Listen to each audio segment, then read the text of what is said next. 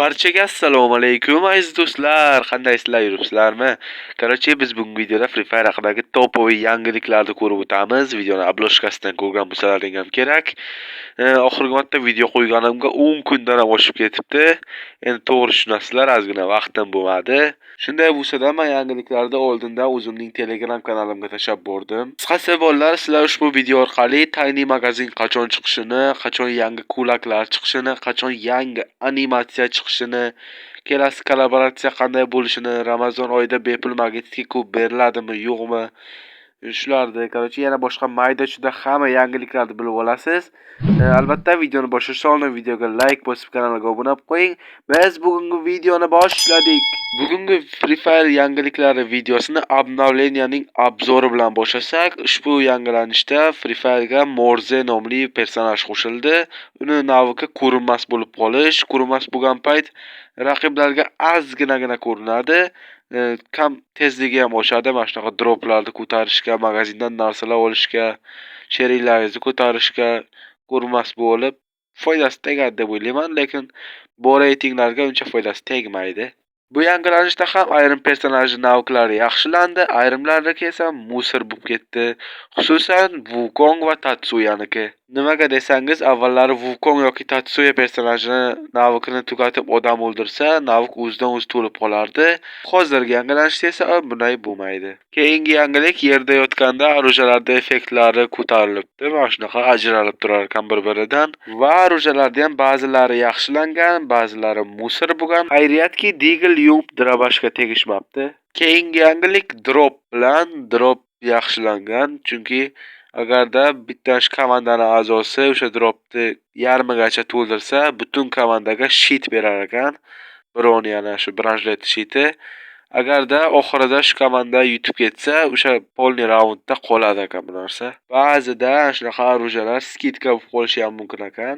Keyingi yangilik mana shunaqa rasm tushayotganda ekranni pastga, tepaga qilib pozalarni o'zgartirsa bo'ladi ekan, chiroyliroq rasm olish uchun. Menga qolsa skrinshot ham qilib olaveraman, menga bu narsa kerak emas. Keyin mana shunaqa filtrlar qo'shilibdi. Bu filtrlar ham keraksiz. Kerak bo'lsa montaj qilayotgan payt filtr qo'yib olaman-da. Agarda siz omadingiz kelib zo'r o'ynab kvadrakil qilib tashlasangiz, o'yin o'zidan o'zi saqlanib bo'ladi ekan. Agarda siz bloger bo'lsangiz, bu narsa siz uchun foydali yoki-da do'stingizga maqtanish uchun. Endi esa angellar haqida gapirsam, angellar yanvar oyida vobshe kelmasa kerak, sababi yanvar oyida har 2 kunga bir yangi sabitga keladi. Bu Uzr bolalar, 1-2 kun video olmaganimga tilim aylanmay qoldi. Qarachi, yanvar oyida angellar kelmaydi.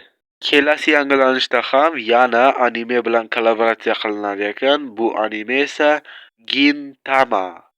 Bu anime qanaqa anime bilmayman, chunki men anime ko'rmayman. Biladiganlar kommentariyaga yozsin, qanaqa yaxshi qahramonlari bor. Gintama animesi bilan qilinadigan kollaboratsiyadagi yagona skrinshot aynan mana shu. Lekin 100% ayta olamizki, keyingi kollaboratsiya Gintama animesi bilan boshlanadi. Endi esa yaqin kunlarda keladigan sabitiyalarning chiqish sanasini ko'rib o'tamiz. Siz videoga like bosib, kanalga obuna bo'lib qo'ying, chunki video oxirlab qoldi. Va ekraningizda ko'rib turgan aynan mana shu ko'ylaklar 19-yanvar kuni keladi.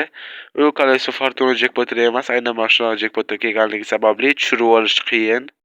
21-yanvarda esa o'sha o'zining vizual effektlariga ega bo'lgan Jujutsu Kaisen kollaboratsiyasidagi Grozaga skin keladi. Ushbu Grozaga skinning o'zining vizual effektlari bo'lganligi sababli buni ham tushirib olish qiyin, lekin tushirishga arziydi meni fikrimcha.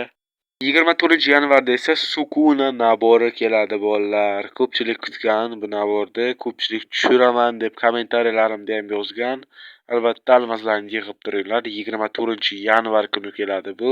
29-yanvarda esa o'sha Jujutsu Kaisen kollaboratsiyasidagi asosiy narsalardan biri mana shunaqa legendarniy animatsiya keladi. Va nihoyat 30-yanvar kuni Tiny magazin keladi. Tiny magazinda aynan mana shunaqa Jujutsu Kaisendagi jenskiy personaj va shu jenskiy personajda emotsiyasi glavniy priz sifatida keladi. Magitski kub esa bolalar Ramazon oyidagi sabitiyalarda beriladi.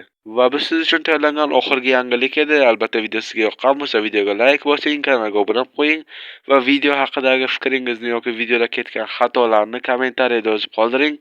Keyingi videolarda bu xatolarni qilmaslikka harakat qilamiz.